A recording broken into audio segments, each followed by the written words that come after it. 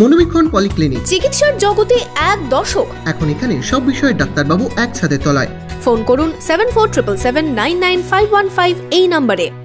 শুক্রবার রাতের অন্ধকারে ধারালো অস্ত্রের কোপে খুন এক ব্যক্তি। ঘটনাটি ঘটেছে সুতি থানার অন্তর্গত সাজুর মোড় 12 নম্বর জাতীয় সড়ক সংলগ্ন পাথরের ক্যাসার এলাকায়। পরিবার সূত্রে জানা যায়, মৃত ওই ব্যক্তির নাম মহসিন শেখ। তিনি সুতি থানার গাজীপুর গ্রামের বাসিন্দা। পুলিশ সূত্রে জানা যায়, বেশ কিছুদিন ধরেই পারিবারিক অশান্তি চলছিল তার মামা শ্বশুরের সঙ্গে, এবং সেই অশান্তির জেরেই খুন হতে হলো মহসিন শেখকে।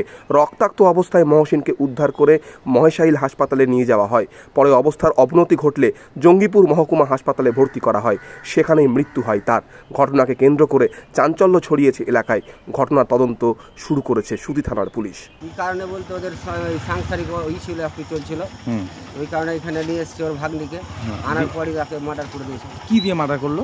ওই হাসু, তারপর চাকু এই পাশে পড়েছিল। কোথায়? মানে হাজির ক্যাসারের লাগোয়াই, সাজুর মোড়।